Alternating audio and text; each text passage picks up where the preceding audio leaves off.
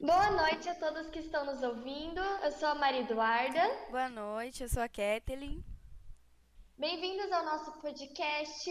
Aqui é um espaço em que a gente vai conseguir relacionar alguns conceitos sobre desenvolvimento motor com a modalidade em que praticamos. Isso por meio de conversa e troca de informações. Vamos iniciar apresentando nossas modalidades. Eu sou praticante de Taekwondo desde os 8 anos. Já eu sou da área de dança. Eu pratico balé desde os meus 10 anos e jazz desde os 14. Nós selecionamos antes dessa conversa 5 conceitos que achamos importantes: ampulheta heurística, fase motora especializada, fatores ambientais, barreira de proficiência e especialização precoce. Isso aí. Nada melhor do que exemplificar esses conceitos que às vezes podem ser difíceis de entender com situações do nosso cotidiano. Antes de cada tópico, a gente pode fazer uma explicação de cada conceito para ficar mais claro. O que você acha? Eu acho legal, Duda, assim vai ficar bem melhor para entender.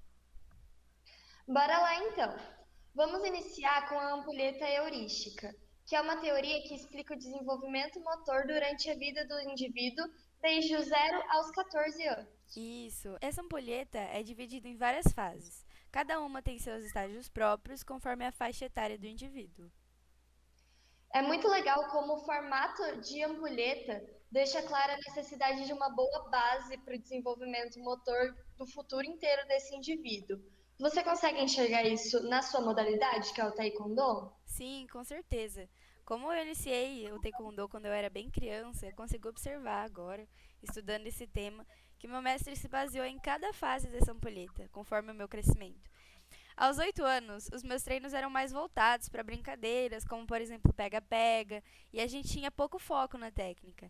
E conforme eu fui crescendo, os meus treinos foram se especializando. E você, no balé? Então, além de bailarina, eu também sou professora de balé infantil. O trabalho de balé infantil se inicia geralmente ali por volta dos 3 a 4 anos de idade, ou seja, no estágio inicial da fase fundamental da ampulheta. Porém, até os 6 anos de idade, mais ou menos, a gente não foca na parte técnica do balé, e mais nas capacidades físicas e nas habilidades motoras que serão necessárias no futuro dessa bailarina. Até aí é tudo muito lúdico e tudo o que a gente vai passar de técnica sempre vem por meio de brincadeira e sem nenhuma cobrança. Entre os 6 anos e meio e os 7 anos que a gente começa a ensinar a técnica correta e a cobrar as meninas pela técnica. Interessante que a cidade que vocês iniciam coincide com o estágio maduro da fase fundamental. Exatamente. Agora também é uma fase que as bailarinas começam a ver se elas gostam ou não gostam do balé. Porque começa a cobrança, elas começam a ver que não é só brincadeira. Eu entendo bem como é. Foi nessa fase, nessa faixa etária, que eu, entre aspas, testei vários esportes, mas o que eu realmente me identifiquei foi o taekwondo. Com qual faixa etária você acha adequado alguém começar no balé? Então, é claro que qualquer pessoa em qualquer faixa etária pode começar o balé. Não precisa iniciar só com 3 anos ou com 7, quando começa o trabalho técnico. É, Meu exemplo é só apenas seguindo os anos de formação do balé dentro da ampulheta. Mas o balé é para todo mundo em qualquer idade. Verdade, Duda. É legal deixar isso claro. A gente já pode seguir então? Vamos entrar direto na fase especializada dessa ampulheta, que é a fase motora especializada. Essa fase ela engloba a faixa etária de 7 a 14 anos e ela possui 3 estágios. Tem o estágio transitório, o estágio de aplicação e o de utilização permanente. Então, é agora que o indivíduo refina as habilidades motoras e usa elas tanto para a prática de esportes ou lazer quanto para o dia a dia. Essa também é a fase mais importante dentro de vários esportes. Imagino que no taekwondo também seja assim, porque no balé é muito importante essa fase em todos os sentidos, assim. Pois é, dentro do Taekwondo ocorre uma grande especialização de tudo que a gente aprendeu anteriormente. Então a gente começa a aplicar mesmo as nossas vivências, seja isso em competição, seja assim usando a técnica ou no nosso dia a dia, como por exemplo a gente aprende que a gente tem que ter muita disciplina no Taekwondo. Então, como experiência própria, eu posso afirmar que hoje em dia eu só continuo praticando as atividades físicas porque a minha vivência com o Taekwondo me ajudou a colocar as habilidades que eu aprendi em utilização permanente. Outro detalhe é que eu pratico esportes por lazer, coisas que muita gente não consegue, né? É, justamente. Eu nunca fui muito incentivada em relação ao esporte. É, então eu tenho muita dificuldade de me divertir com o esporte, porque eu sempre acho que eu tô passando muita vergonha. Uma coisa que eu começo, que eu percebo muito claro no balé é que nessa fase da especialização, que também é a fase ali que elas começam a trabalhar com técnica, no estágio inicial dessa fase de especialização, as meninas elas começam a ver se elas gostam ou não do balé. E isso é muito forte, porque ali na fase dos 3 aos 6 anos é tudo muito na brincadeira, é tudo muito divertido. Mas a partir daí elas começam a ser cobradas e elas precisam mostrar resultados. Então elas começam ou a se animar muito ou a desanimar. Isso é muito natural. Chega nessa fase aí dos 7 anos, sempre tem tem quebra assim nas turmas. A gente sempre espera por isso. Entendi, legal. Nessa fase especializada no taekwondo já tem competição? Já tem sim. A gente começa a competir em copinhas internas da academia de luta quando a gente é bem pequeno. Mas essas copinhas elas não têm um caráter realmente voltado para a competição. Eu acho que meu mestre, ele gostava de preparar a gente para as competições do futuro, sabe? Mas sem pressão, sempre incentivando o apoio da nossa família. Era como se fosse tipo uma competição entre aspas de brincadeira, para preparar a gente até a gente ter a idade de competir de verdade, digamos assim. O que era dos 12 anos pra frente, mais ou menos. Já no balé a gente começa um pouquinho mais cedo competindo. Assim, eu tenho alunas que agora com 7, 8 anos já estão se preparando para competição, para participar de competição.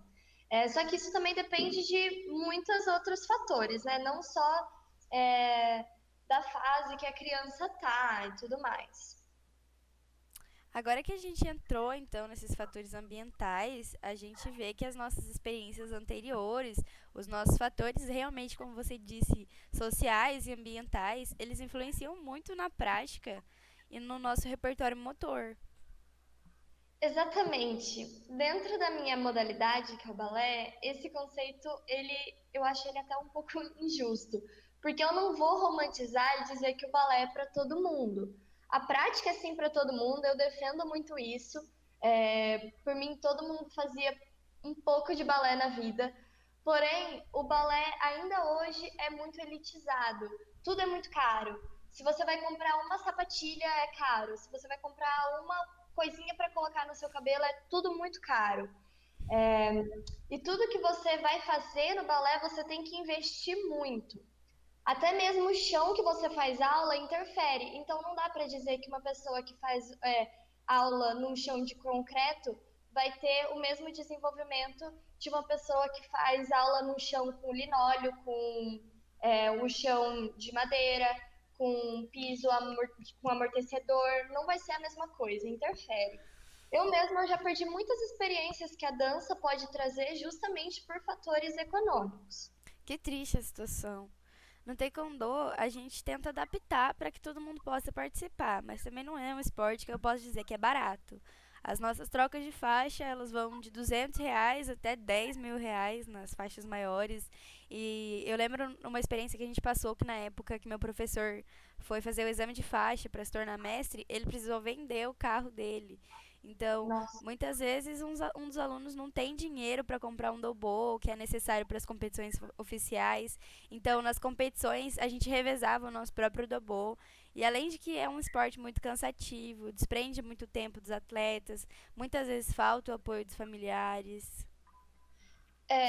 Uma Assim, é claro que não é isso que eu disse, que o balé é elitizado, não quer dizer que quem não tem condição não consegue participar.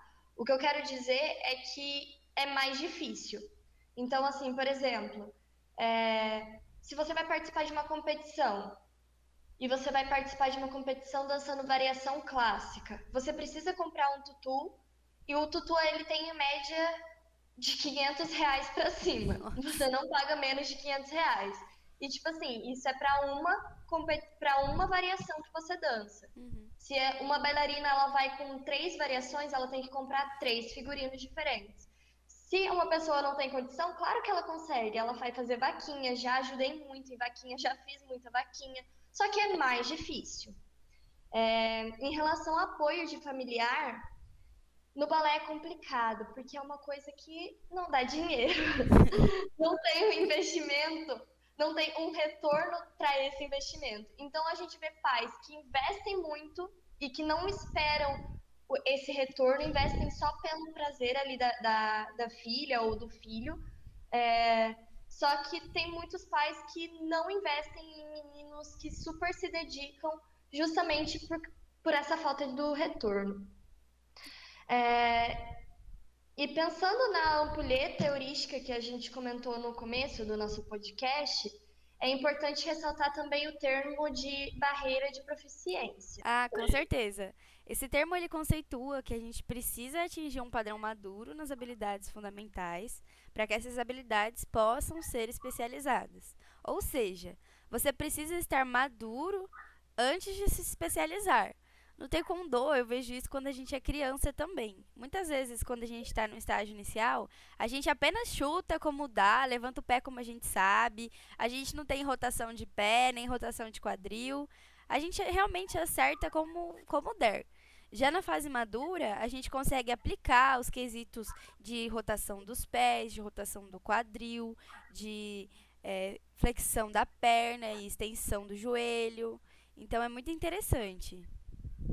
Ah, é muito legal isso, porque no balé é quase a mesma coisa, só que com a nossa realidade aqui. Eu dou aula para meninas de 3 anos a 4, é uma turma.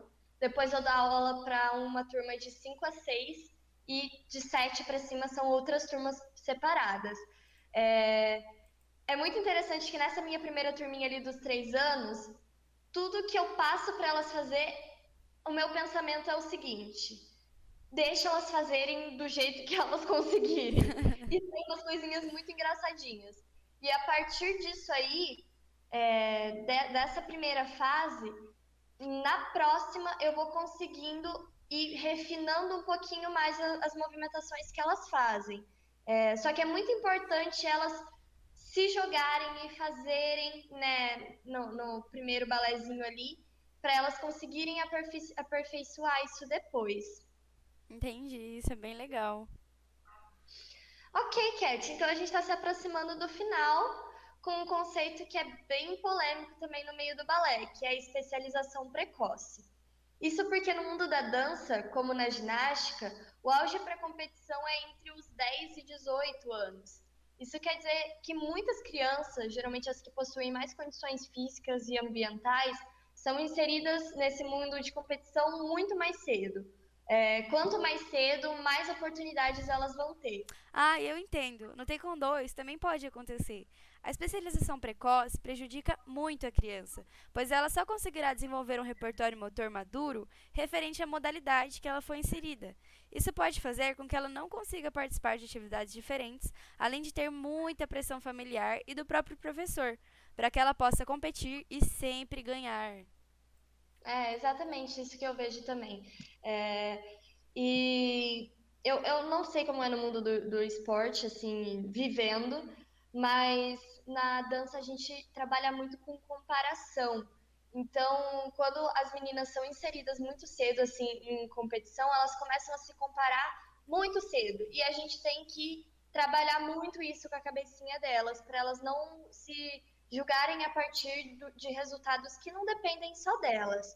Só que é necessário que isso aconteça, porque se uma menina quer ser bailarina mesmo, ela quer ter o balé como profissão, até os 18 anos dela, ela já tem que estar encaminhada numa companhia de dança. Então, não dá para esperar ela estar adulta para começar a correr atrás disso, entendeu? Eu Uhum. vejo, por exemplo, não aqui onde eu dou aula, mas em escola que eu tenho contato, meninas que participam de competição desde os 8 anos de idade, já olhando é, bolsa em companhia. Então, assim, elas já começam a competir já focando nas companhias que elas querem entrar no futuro. E hoje essa menina que eu tô dando exemplo, ela tem, eu acho que 15, 14 anos, e ela já foi até aceita em uma, só que não é a companhia que ela quer, então ela vai continuar tentando a que ela quer. Entendi. Além disso, o trabalho de ponta também é um trabalho de sapatilha de ponta. É um perigo em relação à especialização precoce, porque o recomendado por especialistas é que as meninas com pelo menos 3, 4 anos de trabalho de balé peguem a sapatilha de ponta com 12 anos ou de acordo com as condições físicas. Tem meninas que fazem balé há 5 anos e ainda não têm condição de pegar e tudo mais. E também a consciência corporal dessa menina precisa estar muito evidente. Mas muitos professores colocam as pontas muito cedo para elas ganharem um destaque em competição. Tem até uma glamorização disso. Nossa, olha aquela menina de 8 anos já dançando daquele jeito na ponta. Eu juro pra você, quando eu vejo esse tipo de comentário, eu até chego a rolar meu olho pra cima. Eu tenho muita agonia disso. Nossa, isso realmente é muito triste se a gente for pensar na vida futura dessa bailarina. Exato, e isso pode trazer prejuízos não só físicos em relação, por exemplo, à sapatilha de ponta para essa menina, porque ela não está com o corpo dela pronto para receber a ponta, mas também pode ser prejudicial emocionalmente, em relação à relação com pessoas e tudo mais. Mas que boa que foi essa nossa troca, Cat. Eu adorei ver os mesmos termos discutidos de dois pontos de vista diferentes. Sim, e para melhorar ainda fora da nossa realidade, né? Espero que todo mundo que nos ouviu também tenha gostado. Então, muito obrigada por nos ouvir até aqui. Obrigada, galera. Qualquer dúvida pode mandar. Um E é e-mail, isso. um Instagram. A gente tá aí, a gente tá aí. Tchau, gente. Muito obrigada. Obrigada.